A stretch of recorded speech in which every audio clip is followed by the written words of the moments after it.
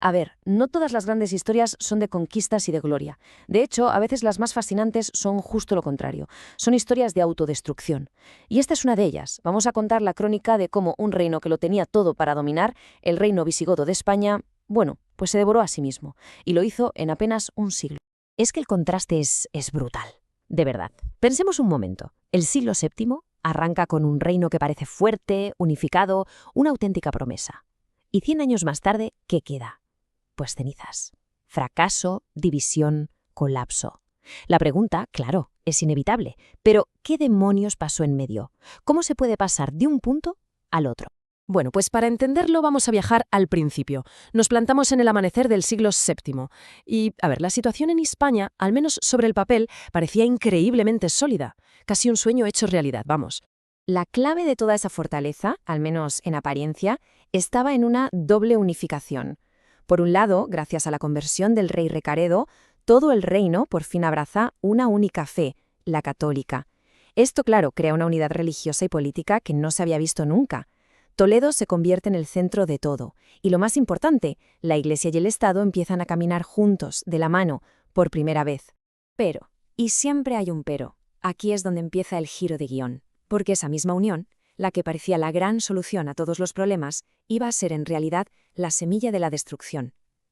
Era una alianza muy poderosa, sí, desde luego, pero también increíblemente peligrosa. Y esto es algo que no vieron venir. Y con esto llegamos a la raíz del problema. Es que, ojo, la decadencia no vino de un enemigo exterior.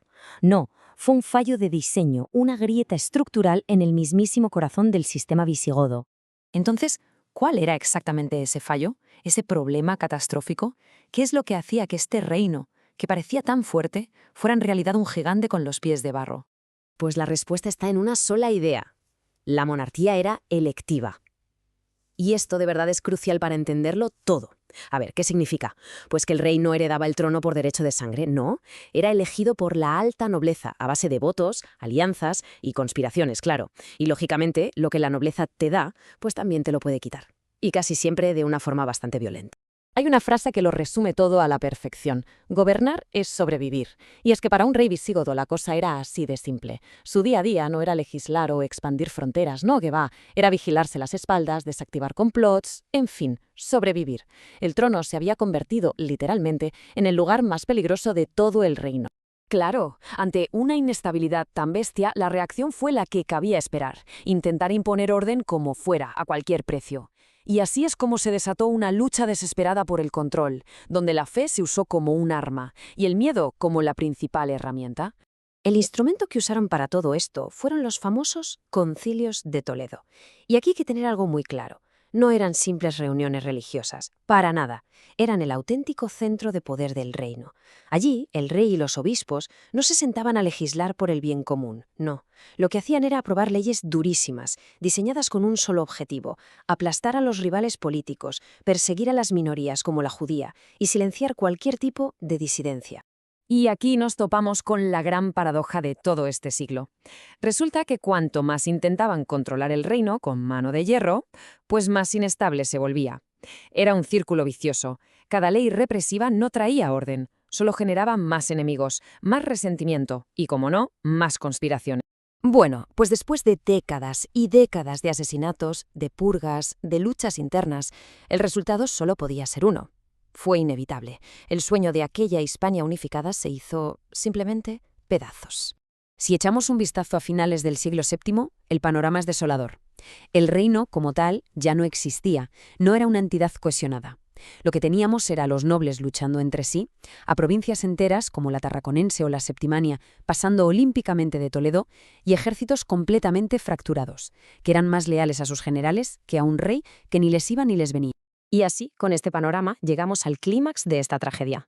Con el reino totalmente roto, paralizado por el odio entre facciones, uno de los bandos que luchaba por el trono va a tomar una decisión, una que cambiaría la historia de la península para siempre. Fue, sin lugar a dudas, una decisión fatal.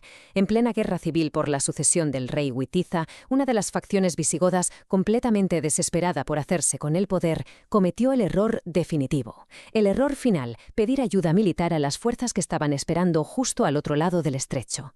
Este pequeño cronograma resume el viaje a la perfección. Fijaos en la secuencia. Partimos de esa unidad religiosa y política. De ahí pasamos a una espiral de violencia, de asesinatos. Esa violencia, lógicamente, provoca que el reino se rompa, se fragmente. Y esa fragmentación es la que deja la puerta abierta de par en par para que lo que empezó como una intervención extranjera, en teoría pequeña, se acabe convirtiendo en una conquista en toda regla. Y esta es la idea fundamental con la que nos tenemos que quedar. Es una conclusión potentísima, de verdad. Lo que pasa en el famoso año 711 no es la causa del fin del reino visigodo, no, es la consecuencia. La enfermedad venía de dentro, era interna. La conquista fue simplemente el golpe de gracia a un cuerpo que ya estaba moribundo. Por lo tanto, el punto crucial aquí es este. Hay que cambiar la perspectiva. Esa narrativa habitual que nos habla de una invasión que destruyó un reino fuerte es, como poco, incompleta. La realidad es mucho más compleja. Fue un colapso interno, uno que se fue cocinando a fuego lento durante 100 años, el que simplemente llegó a su fase final. Dicho de otro modo, el reino se destruyó a sí mismo. Y es que entender esto lo cambia todo, porque nos presenta el siguiente capítulo de la historia no como el principio de algo nuevo, sino como la continuación lógica de una desintegración que ya estaba en marcha. Así que, con esta nueva perspectiva sobre la mesa, la pregunta es obligada. ¿Seguimos con la conquista musulmana?